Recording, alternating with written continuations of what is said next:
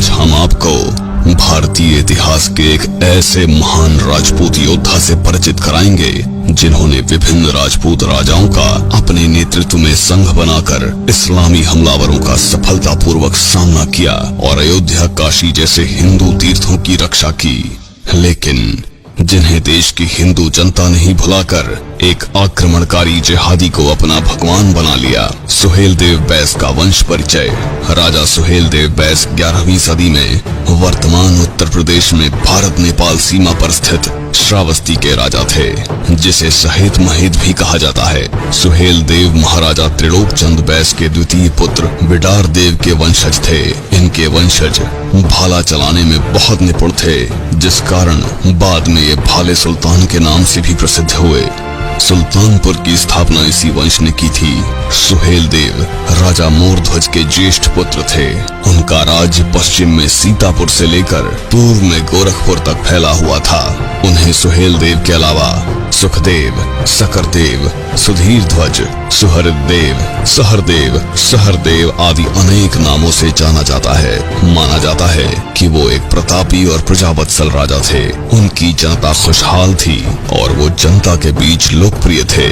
उन्होंने बहराइच के सूर्य मंदिर और देवी पाटन मंदिर का भी पुनरुद्धार करवाया। साथ ही राजा सुहेल देव बहुत बड़े गौ भक्त भी थे। सैयद सलार मसूद का आक्रमण। 11वीं सदी में महमूद गजनवी ने भारत पर अनेक आक्रमण किए। उसकी मृत्यु के बाद उसका भांजा सैयद सलार मसूद गाजी की उपाधि लेकर 1031 से 1033 ईस्वी में अपने पिता सलार साहू के साथ भारत पर आक्रमण करने अभियान पर निकला। गाजी का मतलब होता है इस्लामी धर्म योद्धा। मसूद का मकसद हिंदुओं के तीर्थों को नष्ट कर हिंदू जनता को तलवार के बल पर मुसलमान बनाना था। इस अभियान में उसके साथ सैयद हुसैन गाजी, सैयद हुसैन खातिम, सैयद हुसैन हातिम, सुल्तानुल सलाहीन महमी, बड़वानिया सलार सैफुद्दीन, मीर जाउद्दीन उर्फ मीर, सैयद मलिक दौलत शाह, मियां रजब उर्फ हठीले, सैयद इब्राहिम और मलिक फैसल जैसे सेनापति थे। महमूद ने भारत में आते ही जिहाद छेड़ दिया।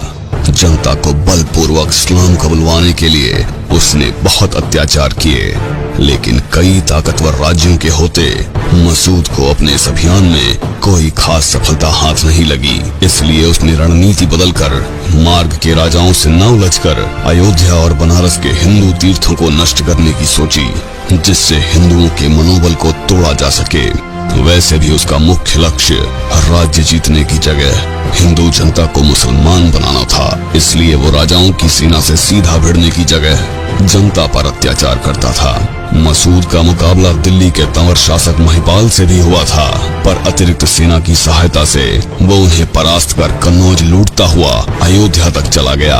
मसूद ने कन्नौज के निर्बल हो चुके सम्राट यशपाल परिहार को भी हराया। मालवा नरेश भोज परमार से बचने के लिए उसने पूरब की ओर बढ़ने के लिए दूसरा मार्ग अपनाया, जिससे भोज से उसका सामना न हो जाए। खुद महमूद गजनवी भी कभी राजा भोज परमार का मुकाबला करने का साहस नहीं जुटा पाया। सुल्तानपुर के युद्ध में भोज परमार की सेना और बनारस से गहरवार शासक मदनपाल ने भी सेना भेजी, जिसके सहयोग से राजपूतों ने मसूद की सेना को सुल्तानपुर में हरा दिया और उनका हौसला बढ़ गया।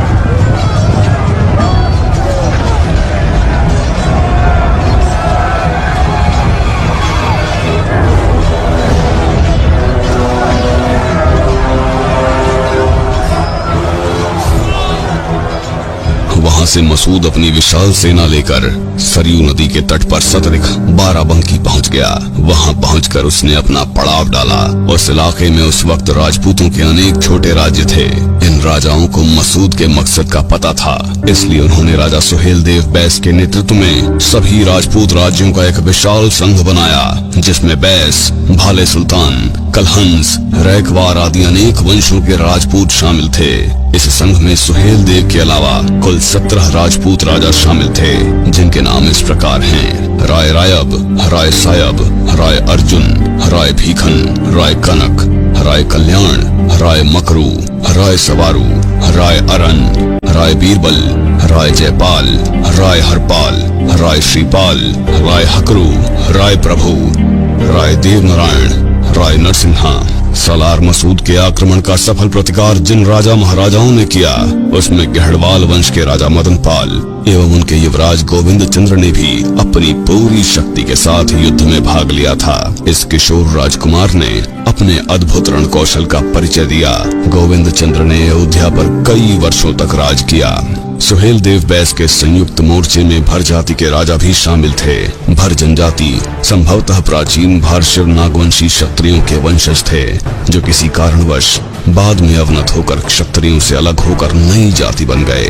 बैस राजपूतों को अपना राज्य स्थापित करने में इन्हीं भर जाति के छोटे छोटे राजाओं का सामना करना पड़ा था। ये सब एक विदेशी को अपने इलाके में देखकर खुश नहीं थे। संघ बनाकर इन्होंने सबसे पहले मसूद को संदेश भिजवाया कि ये जमीन राजपूतों की है और इसे जल्द से जल्द खाली करें। मसूद ने अपने जवाब में अपना पड़ाव ये कहकर उठाने से मना किया कि जमीन अल्लाह की है। बहराइच का युद्ध। मसूद के जवाब के बाद युद्ध अवश्यंभावी था। जून 1033 ईस्वी में मसूद ने सरयू नदी पार कर अपना जमावड़ा बहराइच में लगाया। राजा सुहेल देव के नेतृत्व में राजपूतों ने बहराइच के उत्तर में भकला नदी के किनारे अपना मोर्चा जमाया। जब राजपूत युद्ध की तैयारी कर रहे थे, तभी रात के वक्त अचानक से मसूद ने हमला कर दिया, जिससे दोनों सेनाओं को बहुत हानि हुई। इसके बाद चित्तौरा झील के किनारे निर्णायक और भयंकर युद्ध हुआ, जो 5 दिनों तक चला। मसूद की सेना में 1 लाख से ज्यादा सैनिक थे, जिनमें 50,000 से ज्यादा घुड़सवार थे, जबकि राजा सुहेल देव की सेना में 1,20,000 राजपूत थे। इस युद्ध में मसूद ने अपनी सेना के आगे गाय बैल बांधे हुए थे, जिससे कि राजपूत सेना सीधा आक्रमण न कर सके, क्योंकि राजपूत और विशेषकर राजा सुहेल देव गौ भक्त थे और गौवंश को नुकसान नहीं पहुंचा सकते थे। लेकिन राजा सुहेल देव ने बहुत सूझबूझ से युद्ध किया और उनकी सेना को इस बात से ज्यादा फर्क नहीं पड़ा और पूरी राजपूत सेना और भरवीर भूखे शेर की भांति जिहादियों पर टूट पड़े। राजपूतों ने जिहादी सेना को चारों ओर से घेर कर मारना शुरू कर दिया। इसमें दोनों सेनाएं बहादुरी से लड़ी और दोनों सेनाओं को भीषण नुकसान हुआ। यह युद्ध 5 दिनों तक चला और इसका क्षेत्र बढ़ता गया। धीरे धीरे राजपूत हावी होते गए और उन्होंने जिहादी सेना को गाजर मूली की तरह काटना शुरू कर दिया। लंबे भाले से लड़ने में माहिर बैस राजपूत, जो बाद में भाले सुल्तान के नाम से प्रसिद्ध हुए, उन्होंने अपने भाले से दुश्मन को गोद कर रख दिया। किंवदंती के अनुसार अंत में राजा सुहेल देव का एक तीर मसूद के गले में आकर लगा और वो अपने घोड़े से गिर गया। बची हुई सेना को राजपूतों ने समाप्त कर दिया और इस तरह से मसूद अपने 1 लाख जिहादियों के साथ इतिहास बन गया।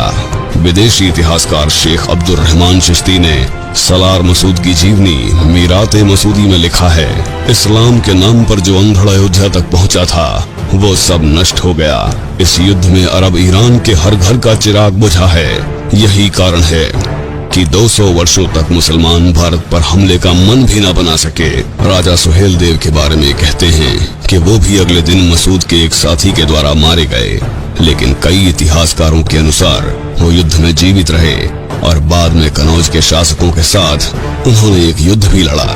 इस युद्ध की सफलता में राजा सुहेल देव बैस के नेतृत्व, संगठन कौशल और रणनीति का बहुत बड़ा हाथ था। इसीलिए आज भी राजा सुहेल देव बैस को इस अंचल में देवता की तरह पूजते हैं। श्री राम जन्मभूमि का विध्वंस करने के इरादे से आए आक्रांता सलार मसूद और उसके सभी सैनिकों का महाविनाश इस सत्य को उजागर करता है कि जब भी हिंदू समाज संगठित और शक्ति संपन्न रहा, विदेशी शक्तियों को भारत की धरती से पूर्णतया खदेड़ने में सफलता मिली। परंतु जब परस्पर झगड़ों और व्यक्तिगत अहम ने भारतीय राजाओं महाराजाओं की बुद्धि कुंठित की, तो विधर्मी शक्तियां भारत में पांव पसारने में सफल रहीं। लेकिन विडंबना ये है कि जो सैयद सलार मसूद हिंदुओं का हत्यारा था और जो हिंदुओं को मुसलमान बनाने के इरादे से निकला था, आज बहराइच क्षेत्र में उसकी मजार को गाजी का नाम देकर पूजा जाता है और उसे पूजने वाले अधिकतर हिंदू हैं। बहराइच में एक पुराना सूर्य मंदिर था, जहां एक विशाल सरोवर था जिसके पास मसूद दफन हुआ। तुगलक सुल्तान ने 14वीं सदी में इस मंदिर को तुड़वाकर और सरोवर को पटवाकर वहां मसूद की मजार बनवा दी। हर साल उस मजार पर मेला लगता है।